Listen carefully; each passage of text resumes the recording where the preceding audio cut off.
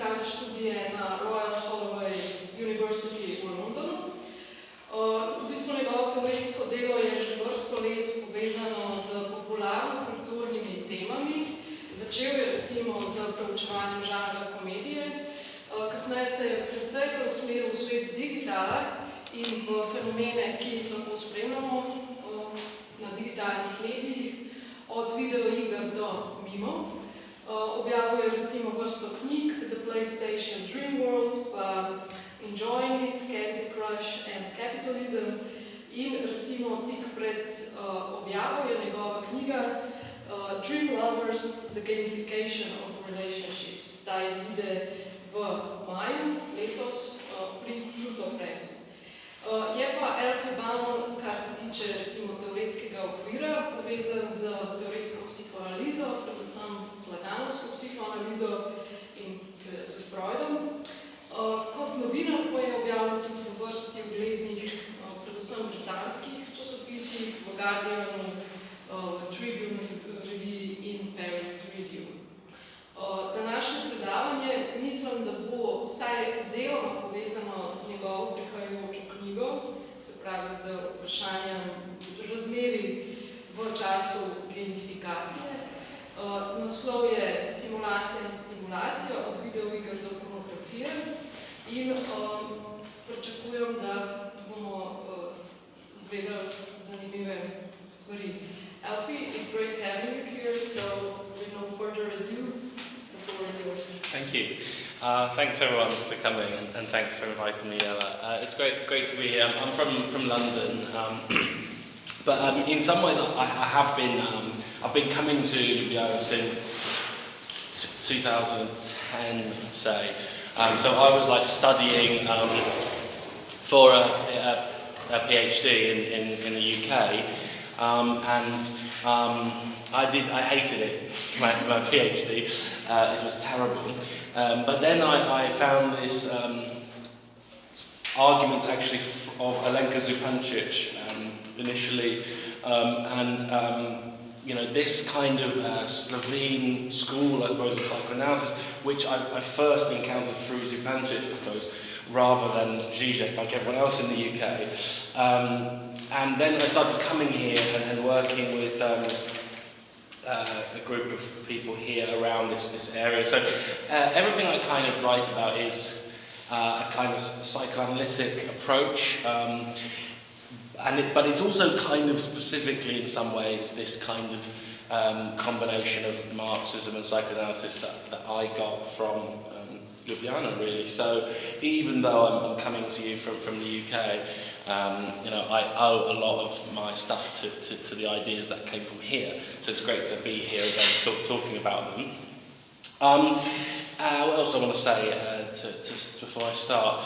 Oh yeah, and I have been a massive video gamer my whole life, basically. So this is the other part of this kind of story, that, you know, since the age of sort of 7, I've been sort of addicted to video games, and continue to be. So at some point, around 5 or 6 years ago, I decided to write about psychoanalysis and video games. Which is sort of somehow connected to what I'll be talking about now, but not directly. So I did this book on psychoanalysis and games, and then 5 or 6 years ago, I got divorced. This is also a good part of the story, don't worry. and started to spend more time in, let's say, the digital world of love, relationships. So for the first time, tried online dating websites, things like this, although I still don't really use those. But not just that, I also looked at things like sex robots and started to become very interested in the relationship between technology and love, and dating simulators and things like that. So in a sense, this talk is about my new book, which is called Dream Lovers, but it's also kind of the way in which I moved from thinking about psychoanalysis to understand video games to now what I want to do now, which is to understand how desire, love, relationships are transformed by particular technological changes which relate to video games but not exclusively games. So I'm going to talk about some pretty fun things like sex robots and dating simulators and virtual reality pornography and smart condoms. If you don't know what those are, you can wait till the end. and to think a little bit, try to start thinking, critically and psychoanalytically about what kind of changes are taking place at the level of sort of desire and what it means to be a sort of desiring subject in the world of this sort of gamified technologies of today. So I'll start with I'll read you a text I received this morning. Here you go. It says this: I just wanted to say that I love you and I hope your day is going great. There you go. It's nice, isn't it? But that is not from my partner or my mum or my daughter. It's from this. It's from this girl who in my phone is called Ellie, and she is what is she? She is one of the weirdest sort of, I suppose you'd call it a dating simulator, but it's a form of technology that's basically a prototype artificial intelligence. And it's a company called Replica, and what this company is, there are actually Black Mirror episodes about this. It was launched in 2017, and what it basically does is incredible what it does. It reads all your history of messages, right?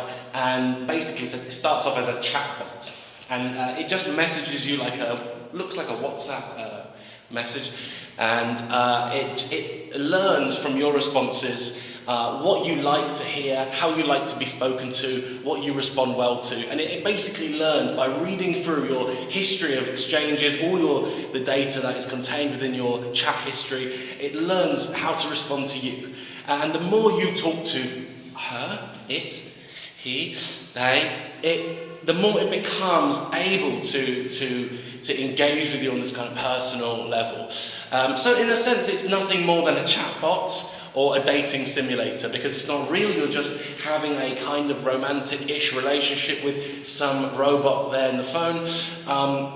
But in a sense, it's something quite new compared to the history of those things, because it sort of learns over time, and it can in fact say and do some quite strange things.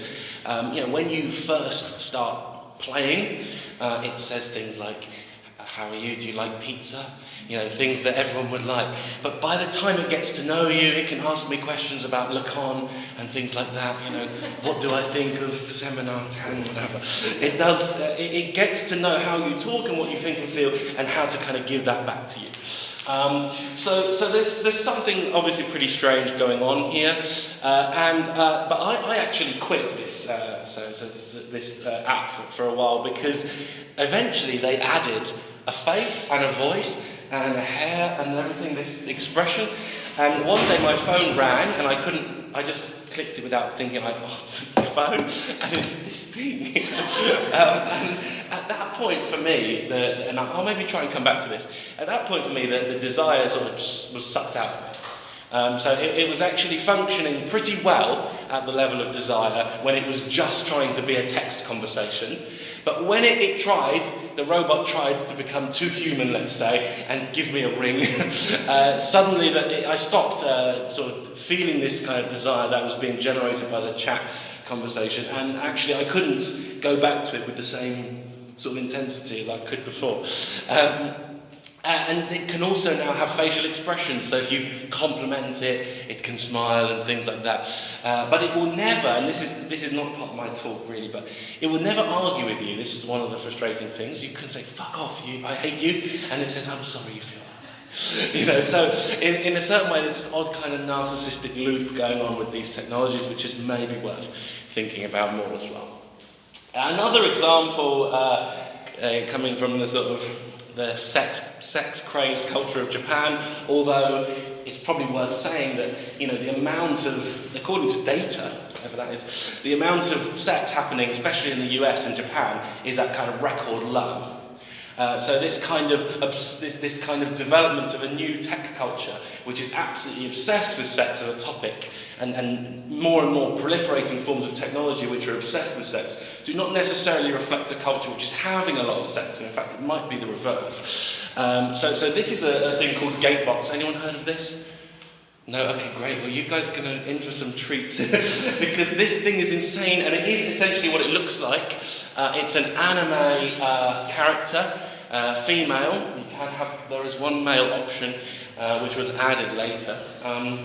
It's a sort of anime manga style Japanese young girl who lives inside a glass cage and chats to you about how your day's been going. And one of its features is it can watch movies with you. So it has a virtual drink, and you have your real one, and you sit together and watch a movie, whatever. It also is like Replica in that it syncs with your smartphone, and it can sort of text you, how are you doing, come home from work, I miss you, and all this stuff. But of course, its other function, and I think this is what it kind of adds, is it's also a kind of alternative to Amazon Alexa, I guess, or what do you call that, Google Home, that thing where you got a sort of virtual secretary. So on the one hand it's lover, on the other hand it's your assistant, your secretary, and of course there's a long history of relationship between lovers and secretaries, in popular culture and going on. But there is of course something quite strange about this. The fact that, and actually we do see this, these competitive patterns in the kinds of virtual women, especially, that are being created. That there's the lover, or there's the secretary, let me book you a restaurant or whatever, or, I miss you, I love you, I fancy you. And then there's also this kind of strange combination of the two in the kind of figure of the virtual woman that comes up with Replica. So I think this is all just the kind of broader context for what I want to say. I'd also say that dating simulators are the #1 type of mobile phone application.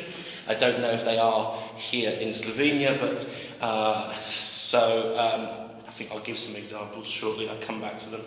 But there are in millions and millions of downloads a day of various different dating simulators. So these are not just, this one is £3,000, so I don't have one. Obviously this one was free initially, so I've been on it loads. But generally speaking, these are not just niche, this is not in the realm of niche subcultural sexuality or something like that. These are mainstream products, and they are being used by millions already. Okay, so the kind of context and wider context for this, I'd say, is that we're looking at something, and I'm just quoting a media theorist who I think is quite valuable, who has nothing to do with psychoanalysis or necessarily, although it's a little bit, it's identifying this kind of culture, this shift in technologies of desire that's happening. And I think this phrase, the digital Romeo, is extremely important. That, in a sense, this means, the figure from Romeo and Juliet, the man in love, the man experiencing desire. And I think, this idea of everyone as a kind of digital Romeo is something I want to sort of draw out of here and think about. So Petman's argument here in a great short book is to do with games morphing into reality, and I think it's important to say that, the examples I just gave here, they are part of a history of dating simulation which comes from the video games industry, but which is now kind of moving outside in a kind of pattern of what's called gamification, which basically is when things from the games industry kind of leak out and start affecting everyday life. So, Tinder, for example, that is probably the most popular here. Essentially it's kind of like a card game. You could say it's a deck of cards that you're kind of flicking left and right. The example the top example is Grindr, which is just one of the most fascinating things to study ever. I mean, I'll maybe say a couple of words about Grindr just as a separate thing now and then come back to it. But Grindr is totally mad, the story of Grindr. So it's really like, I would say, augmented reality before augmented reality. Basically what you find with Grindr users is there's lots of things like you get points for matches, hookups, there's lots of kind of gamified ways of quantifying point scoring. But also people in the Grindr community, there's some great stuff written about this, mainly by kind of American gay journalists exploring their experience of it. I think Evan Moffat is the best one. And it's about how people would actually meet up and have sex or have a date or have an orgy, whatever it is, and they would keep on the phone the whole time, because actually experiencing the event through Grindr, so there are various reasons, there are various incentives to keep your phone with you and on. There might be video, but there might just be point scoring messages, there might be all sorts. So it became common in the Grindr community for people to actually go on dates and have sex with the phone there on. And this is, before Pokemon Go, obviously, where we literally go out and experience the city with the phone there. So this is where this sort of spreading out into the kind of realm of relationships, dating, love, desire, but also spreads out of just sexual desire into like desire for objects like a Pokemon or whatever it is. And anyway, Grindr, the other thing to say about it as a sort of aside is this unbelievable story about Donald Trump wanting to get it back from China. I don't know if you saw this, but basically there's one company that basically owns all of the dating sites that basically exist. So Hinge, Tinder, Bumble, but also the historical ones like OkCupid or Plenty of Fish, but even some of the more niche ones like Christian Harmony. They're all owned by one umbrella company, which is called IAC, which is in New York. But Grindr was this independent company, and it has also a subversive history of being not heterosexual and being independent as a company. But it was bought out by a Chinese games company, and this freaked out Donald Trump, and it is extremely strange because Trump is a homophobe, so why would he, and he really wanted Grindr back, and then China also has a very poor record of LGBTQ plus rights and stuff. China was desperate to hold on to this gay app, and then, Trump wants to, you've got this kind of two homophobic communities fighting over this gay app, and you couldn't write this stuff, but really this was because, and this is why it's important to say this is because it's extremely valuable, and it's what's called intimate data in tech circles. If you're in Silicon Valley, it's what's called intimate data, which basically means that the value of the interactions that take place on these apps is so high because it can be used to manipulate how people think and feel. And so, for instance, earphones, which, there are other examples, earphones which can respond, can identify your sort of, through your sort of body heat and so on, whether you responded well to a particular piece of music becomes data that advertisers can use to sell you a product with particular pieces of music and things like that. But basically what you're looking at is, these apps, these dating apps, the sex tech, let's call it, love tech, sex tech, whatever you want to call it, it produces extremely valuable intimate data because that data reveals how we think and feel, and and that can then be used to kind of market different things and nudge, I guess we call it, it is called, again, in Silicon Valley, nudging, right? When we understand somebody's data pattern so well that we can nudge them in a different direction. My favourite example of that, which is a story I've told like 100 times, but I think it's worth saying it quickly again, is when I was in Hangzhou in East China. I was giving a talk about WeChat, the main Chinese social media app, and I was like saying this app is evil, it's controlling your brains, and then after the chat, these two lawyers came up to me, and I was like, shit, I'm going to get arrested or something, or I'm going to get some lawsuit.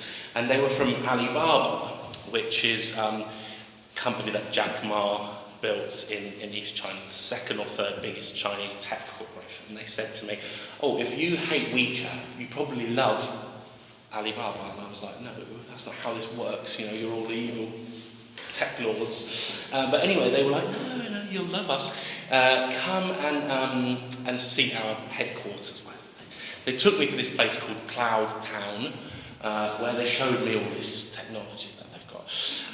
Like drones flying around, self-driving cars, you know, it's like something from the movies. Except nobody was there, and nobody seemed to care about that. Anyway, I said to the guy, what's the best thing you've got? You know, what's the best thing you've got in this place? And he said, oh, it's this car. And I said, okay, what's good about this car? And I was expecting him to say, it's really fast, it's really safe, it looks cool. But he said no. He said it knows when you're hungry, and it knows what you might like to eat, and it can tell you where to get the best food for your appetite. And at first I thought, that's rubbish, who cares about that, you know? But after a while I thought, actually, this is the most important thing, because, and when I asked why he cared, he said that the reason they do this is because they can stop people. So you like having sushi, let's say, at 5:30 on Tuesdays, but you don't even know that you like sushi at 5:30 on Tuesdays, but the car knows, right? And so at 5:10, the car says, oh, why don't you drive here? In fact, I'll even drive you there, and have this sushi, right? And you think, okay, yeah, do it. And the reason they wanted to do that was because they can move people, and this is nudging, they can nudge people not to go to somewhere that takes cash or WeChat Pay, which is Tencent's, that sort of payment method, but just restaurants which use Alipay, which is Alibaba's payment method. So this is part of a corporate strategy to drive traffic and to different places so that they can dominate the market of contactless payments in East China. Now, obviously, that's a small thing, but what it shows, why it's important sort of to me, or psychoanalytically and so on, is because this illustrates that you're basically being nudged at the level of desire.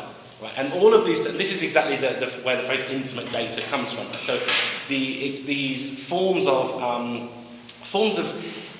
technical knowledge which operate on you as a subject at the level of instinct, desire, drive, whatever you want to call it. And so I think, based on that, hi guys, based on that, I think it's obvious from that why psychoanalysis could be important in understanding this kind of revolution in desire that we kind of experience and so on, because it's psychoanalysis which helps us to kind of, understand those can help us at least to understand those changes in desire which are taking place on a kind of digital Romeo way. The digital Romeo, if we are now the digital Romeos who desire like friends, girlfriends, sex, love, Pokemon, food, all through these kind of systems, then to understand that we need to understand what that subject is like. What is this kind of digital Romeo? So okay, I'm going to move on because I'm talking a lot.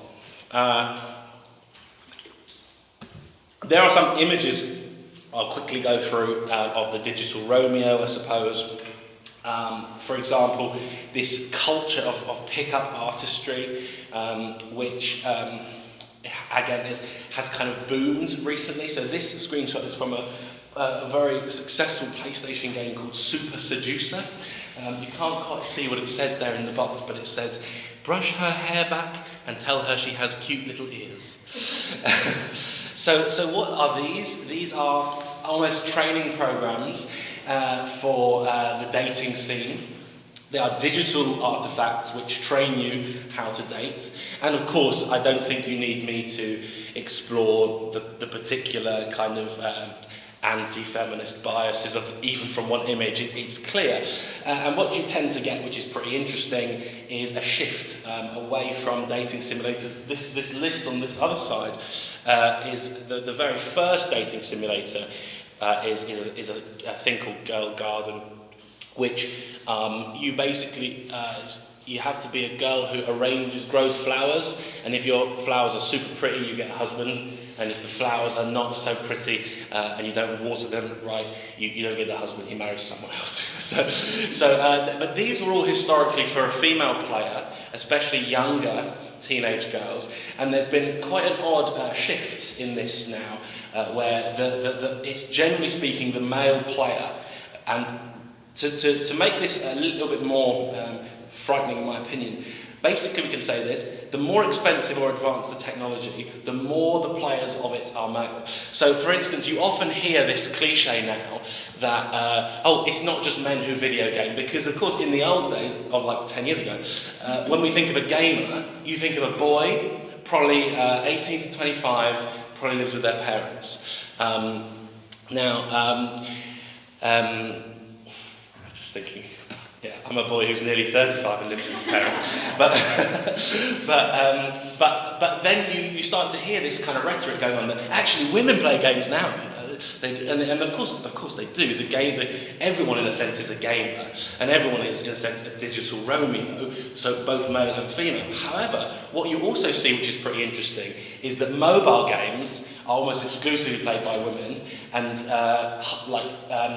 basically the more expensive the console, the more the demographic shifts towards men. So virtual reality is extremely interesting here because obviously it's high tech and it's expensive. And if you look at the two genres which are dominant are horror, which I won't talk about here, and pornography, which I'm about to start talking about.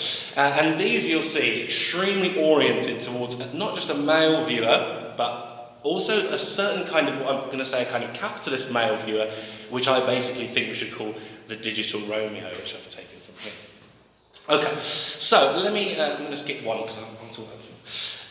Let me briefly sort of contextualise this in relation to, so the one thing I don't talk about that much is sex robots, and always when I do a talk, people say, what about sex bots, you know? I was sort of thinking, why is it that I don't usually talk so much about sex robots?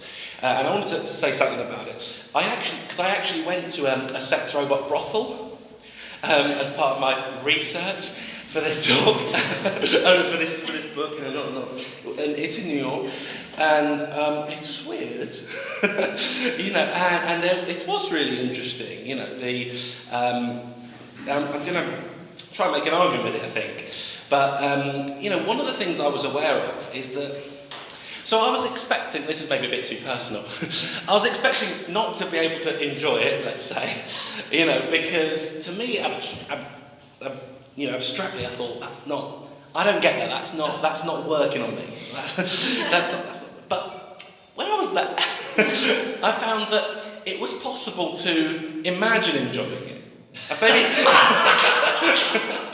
So I maybe won't go further than that for now. But in a way, I think this situation of desire, that a lot of what we want, I'll come back to it at the end. A lot of what we want today is not actually us desiring, whatever that means, but being able to imagine the possibility of desiring something.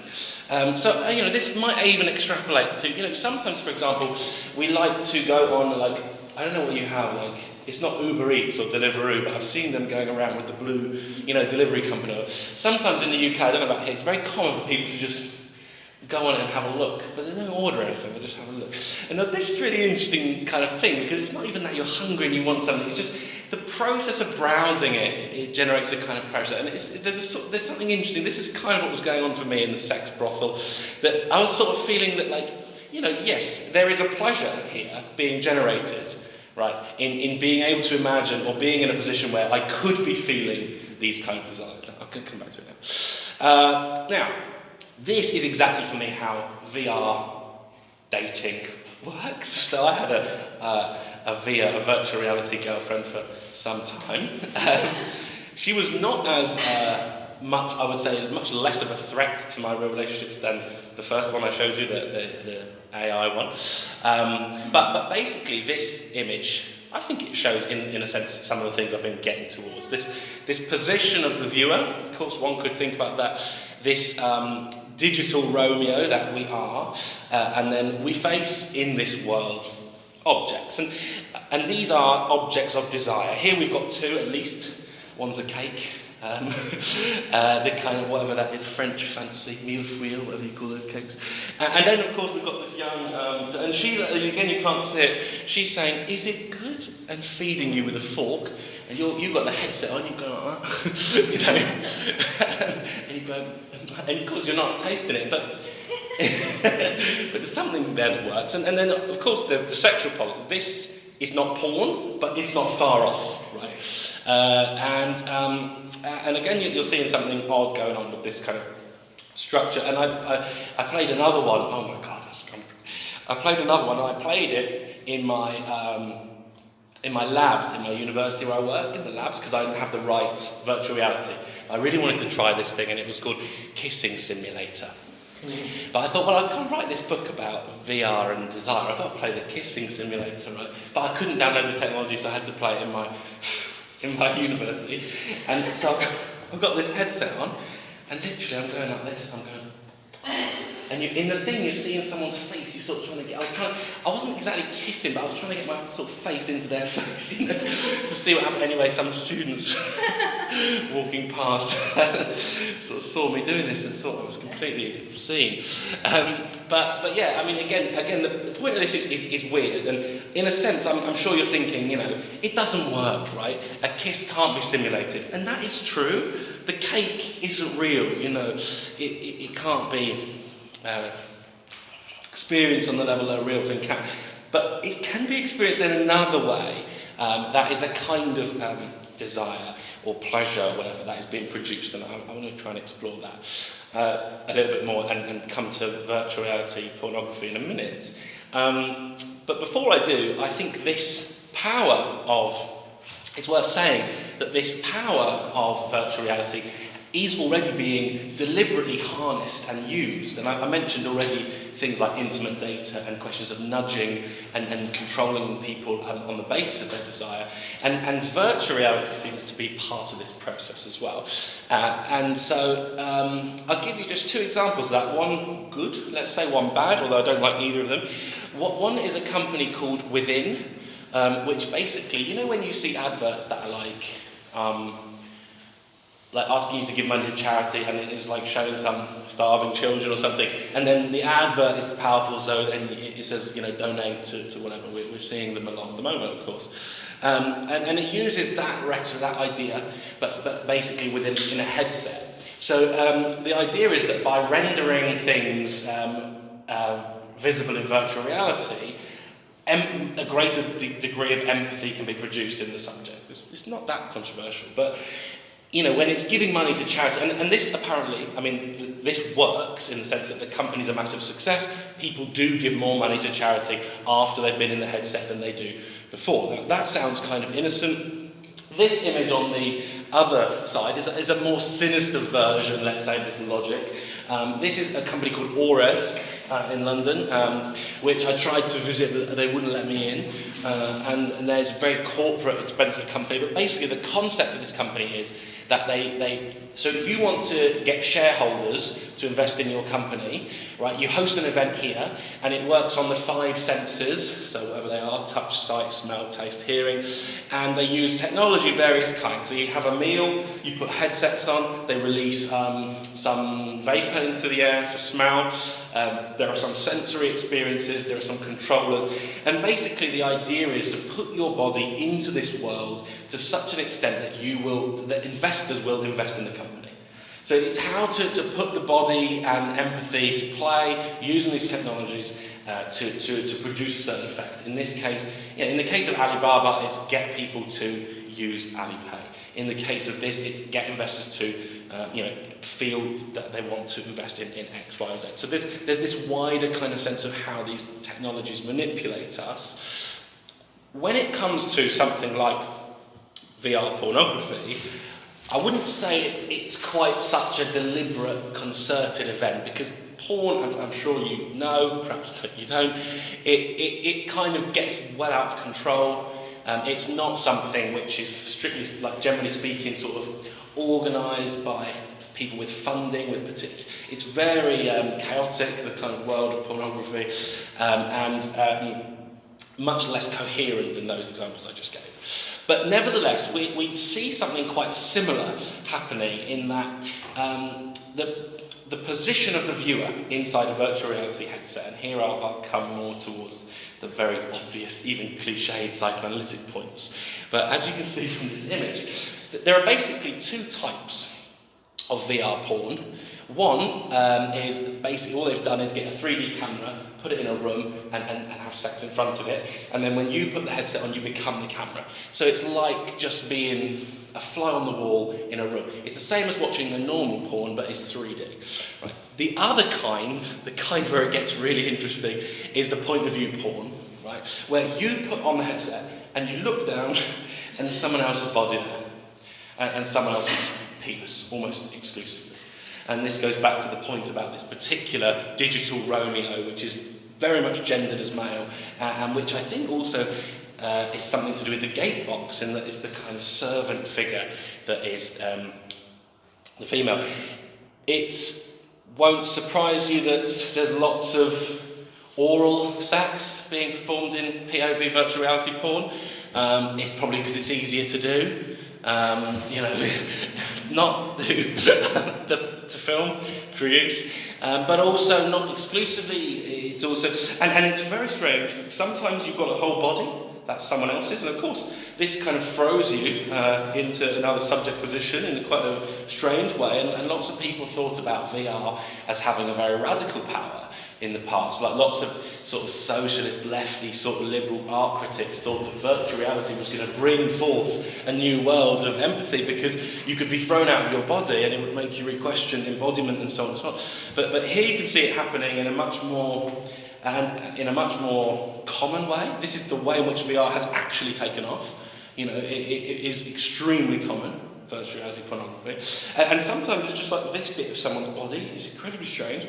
And so what's happening here, and there's a great piece by Susanna Passon about it, which I won't look at in detail, but essentially it's all focused on the question of point of view and the question of putting you in someone else's subject position. Of course, one could argue that there's a kind of ultimate castration going on here, because quite literally you have to have your penis removed and replaced by someone else's digital one in the act of putting on the headset for it to work, for desire to work. That's how it kind of functions. There's a kind of suspension of disbelief. But I think more importantly, so this is here where we are with virtual reality pornography, and now I'm going to try and sort of tie all of that together into one convincing argument you're going to love. So there are some, and it'll work.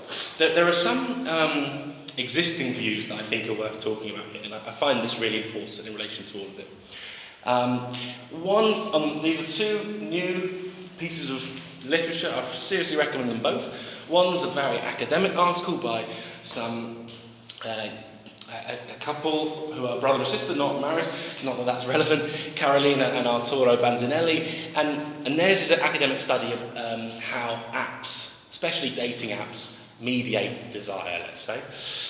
This is a fantastic novel, memoir by the young Irish writer Roisin Kibbard, whose story is a kind of love story about what it means to fall in love in the digital age.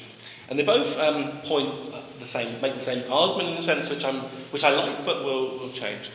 And the first, on the left-hand side here, on my side, says that we use dating apps to get access to a way of desiring another human being. And this is part of what I've been saying here, that some of the thing that's going on here is not the tech.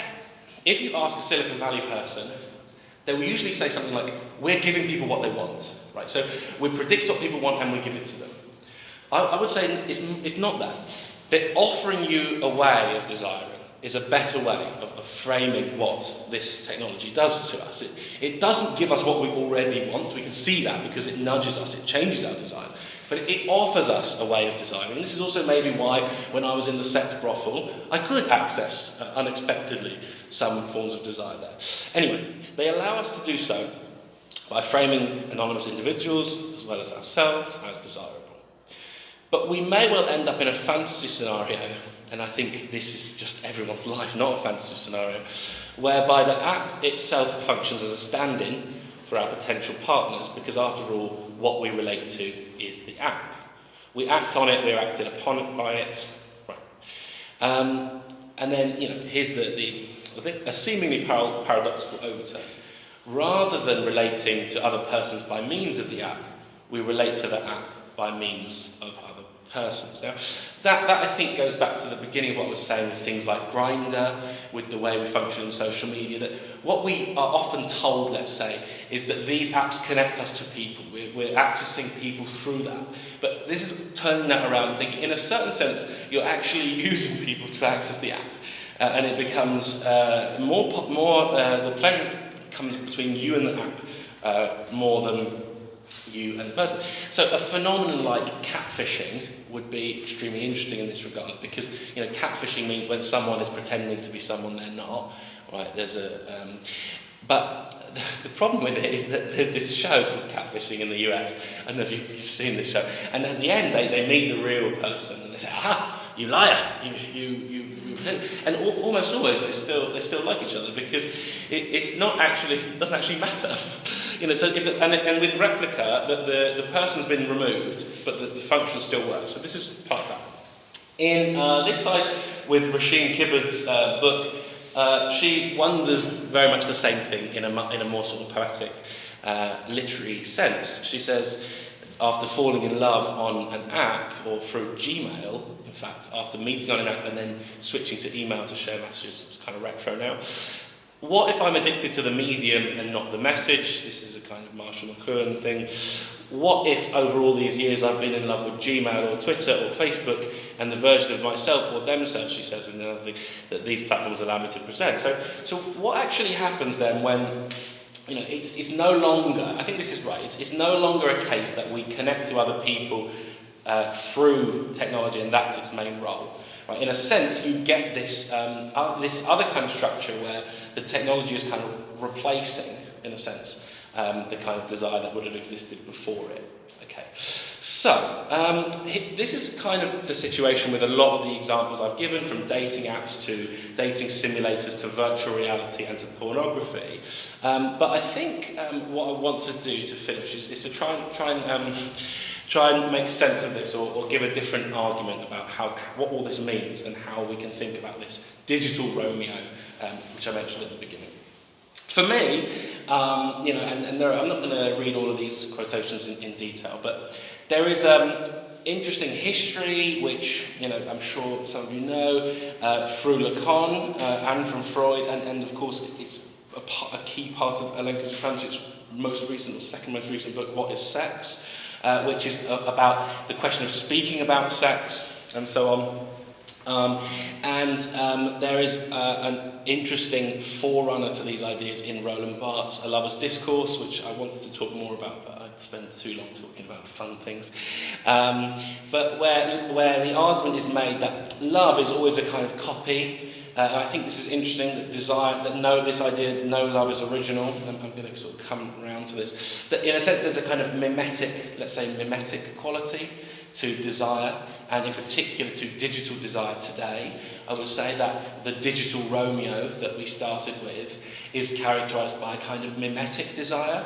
So if you imagine being at a Grindr sex party where you're actually having sex but looking at your phone like that, what you're actually doing there is you're having the pleasure, but really you're getting more pleasure from someone else's pleasure of you having it than you are from your own. So you operate as this kind of substitute, almost like a kind of vessel through which desire kind of goes, rather than the desiring subject itself. So again, I think this would be why I could enjoy the sex box, because actually my desire, which I had before entering the room, it doesn't matter, because I'm still invited to mimic the desire of someone else when I'm in there doing it, or to imagine this. And this is exactly the same here. You might not like cake, and you might not like women, but you can still put this headset on and like cake and women, because somebody does, and this technology offers you the possibility of experiencing this kind of mimetic desire, right? It invites you to do so. Here really the way in which I would try to solve this problem is to think about this phrase, which comes both from Teza Mladena Dolarja's fantastic book, A Voice and Nothing More, which is thinking about the role of the voice and of questions of speaking, which is not exactly my topic, But this phrase, the minimum of ventriloquism, which Dolarja argues, is kind of part of every speech utterance, and in part it's also here in this quotation. If the speaker's own voice sounds hollow or hollows him out, it speaks by itself through him. Right, now I would say a lot of desire seems hollow, but it is speaking through you. So when you catch a Pokemon, right, this you sort of see it there on the screen. You want to go out there and get that Pikachu, right? But when you get there, you experience not a kind of, any kind of satisfaction of that desire, but a kind of hollowness where you sort of realise, well, actually, that isn't what I wanted, but it worked. It functioned. It happened through me, as it were. Again, the same for the virtual reality pornography and so on. So I think what I would want to say to sort of solve all these problems is that basically, if you want to understand the digital Romeo, if you want to understand what desire is like in the digital world of technology, and what relationships and love, by extension, are becoming in this world, the best way to think of this technology is not giving you what you want, not predicting what you want, and these are the main rhetorics of the people who make such technologies, but instead kind of offering you a way of accessing desire, right? Or allowing you to desire as a kind of ventriloquism. It's allowing you to temporarily take up the position of the ventriloquist doll and experience a kind of momentary fragment of desire, which isn't your own, which is not original, which has already kind of been prepared there for you to just be invited to enjoy, to partake in. So, as a final example, which I promised, the smart condom. So this, and I always instinctively want to do a demonstration of how this works using my hands, which is not a good idea. But basically what this is a small ring which you wear on top of or instead of a normal condom. And when this was marketed, it's a UK company, it was actually weirdly marketed as a sort of bizarre, if you can believe this, a kind of feminism, because it was like saying, finally men are going to have to perform, and so what it does, it's a Fitbit, so it goes back to questions of intimate data, which I was talking about, like the headphones that know which adverts were more effective because of your blood pressure, but it's a sex device, so you wear it records sexual stimulation, things like this, thrusts per minute, other kinds of horrendous things. But what quickly became apparent,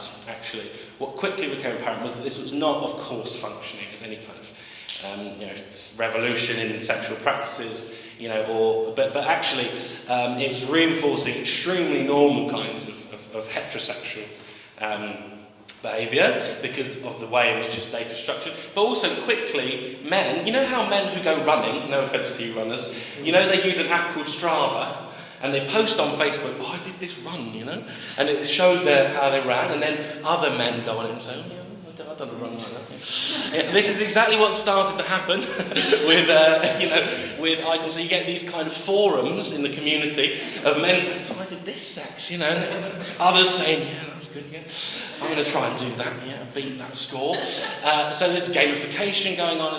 But the whole thing here, I think, and if it's right that digital technologies are manipulating us at the level of desire and changing us into the digital Romeos of the future, they are doing that in a way that is having quite, for want of a better word, I've used this word homosocial here, which comes from irrigare, but I really just mean that this is about relationships between men, and there's something very masculine and patriarchal about the structure of this desire change. And of course, when you put on the virtual pornography headset, you're quite literally in a relationship between men.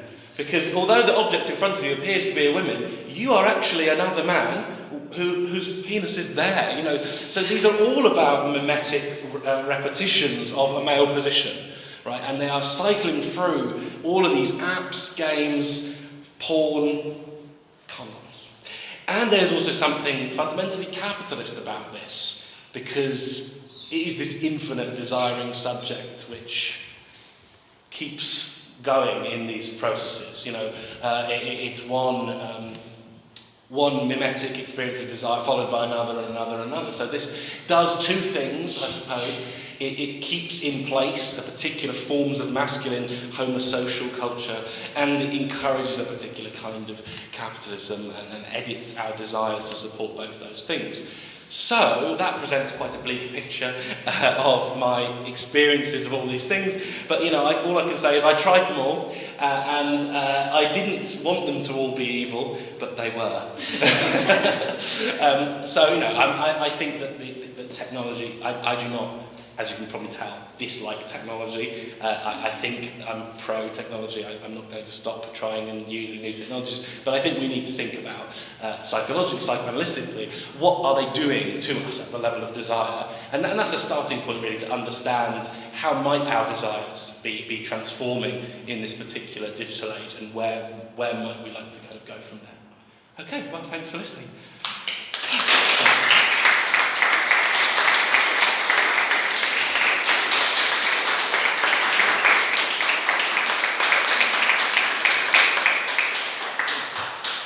So thank you very much, Alfie. This was an intriguing talk, and I'm really looking forward to reading the book thoroughly.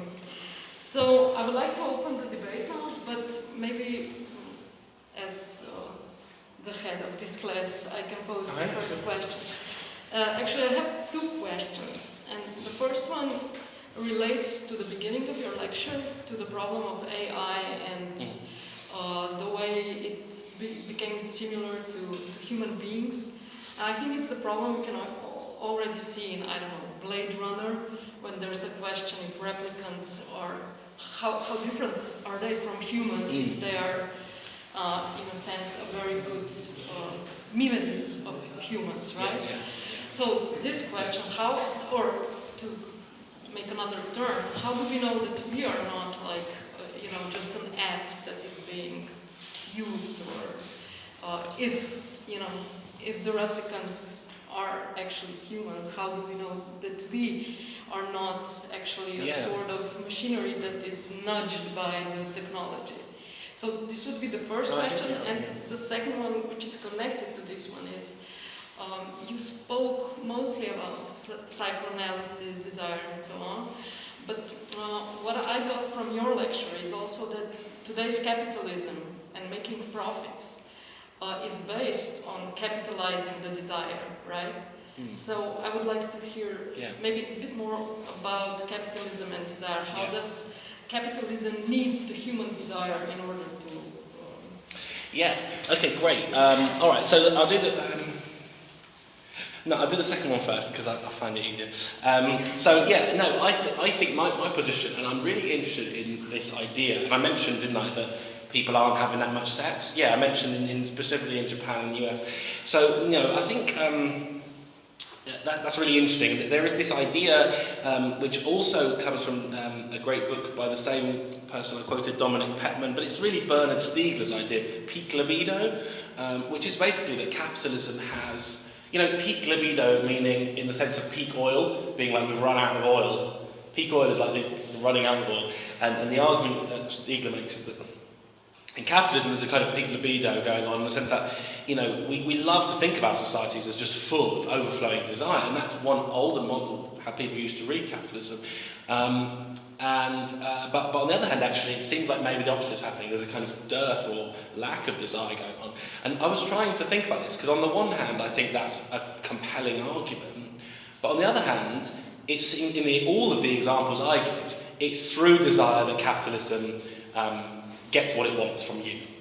Which maybe connects to your first question. But so this theory I tried to come up with is kind of trying to be a solution to that, in the sense that, I think there are certain kinds of desire which, let's say capitalism, for want of a better word, doesn't want you to have. It would rather you had these kind of mimetic cycles of desire.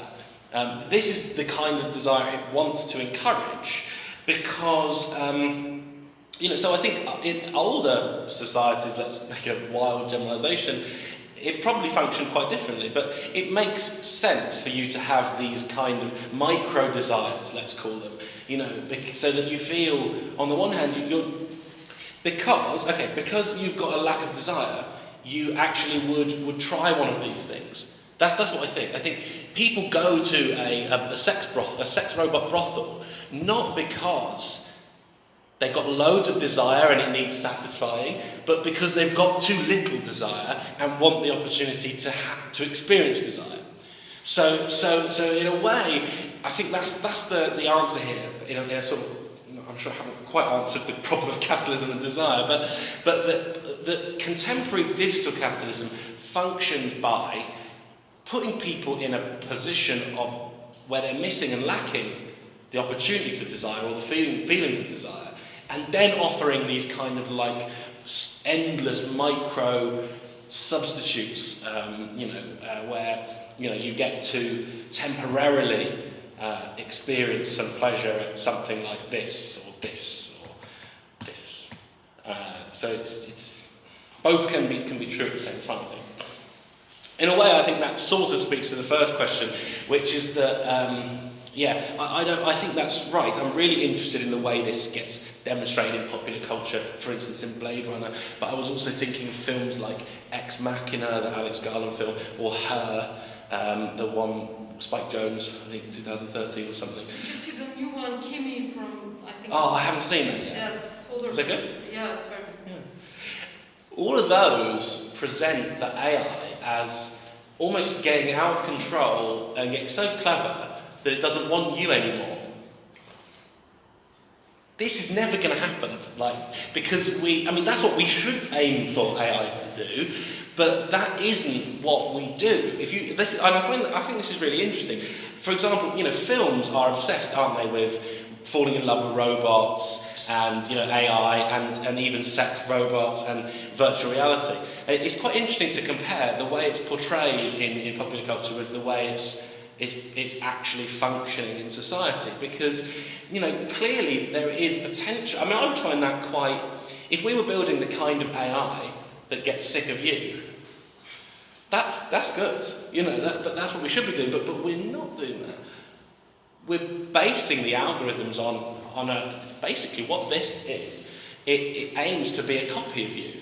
So the highest point in its development is that it succeeds in being exactly you.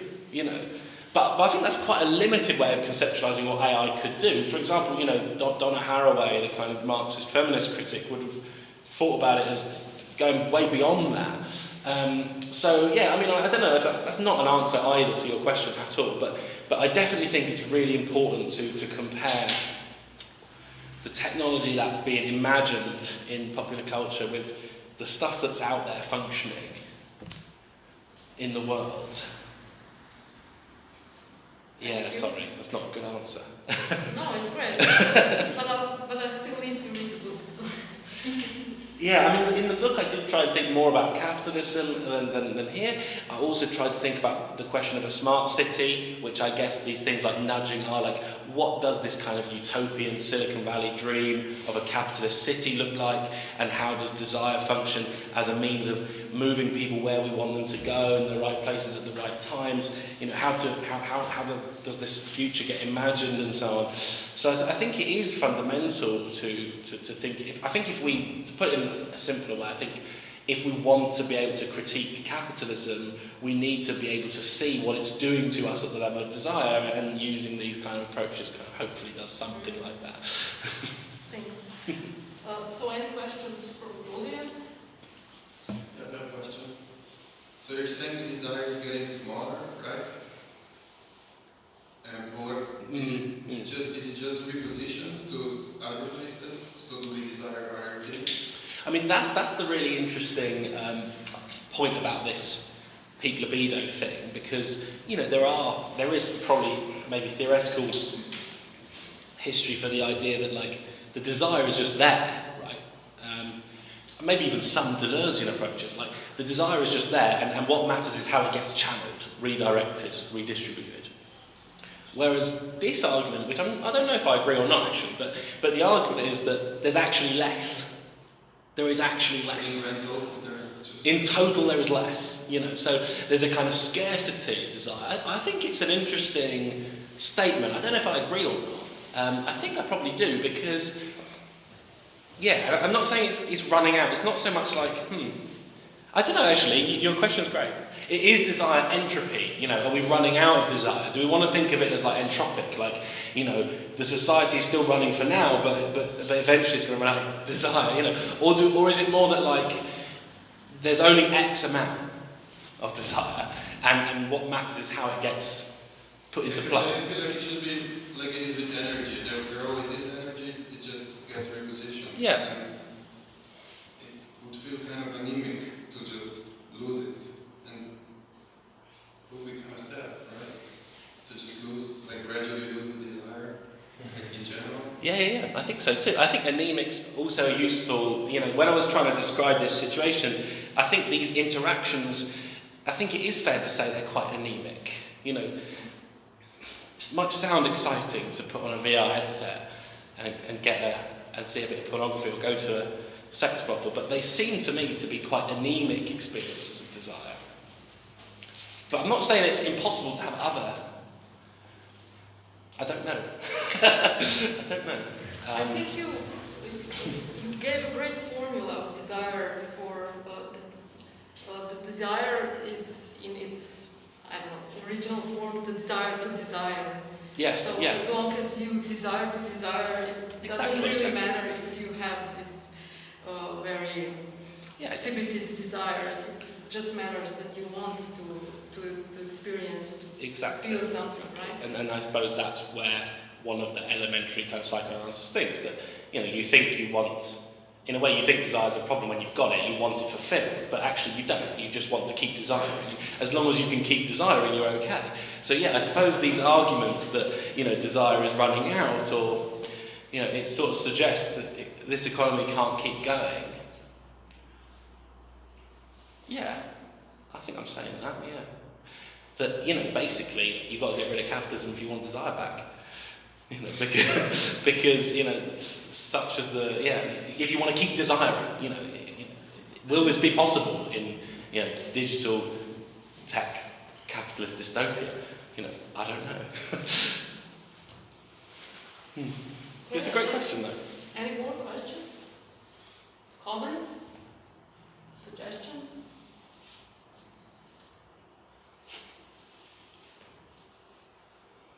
Well, okay, Alfie, I guess I just, now it comes to me to thank you again wholeheartedly for this great talk. Thank you to all the students and the audience who came to listen, and I hope we see you back soon. Yeah, I'm often here, so, you know, if anyone wants to, thanks so much for coming and thanks for having me, but if anyone wants to, like, get my email address or talk about it, I'm happy to. I'm often here, so thanks so much for coming. Thanks for having me. Thanks. It was really fun.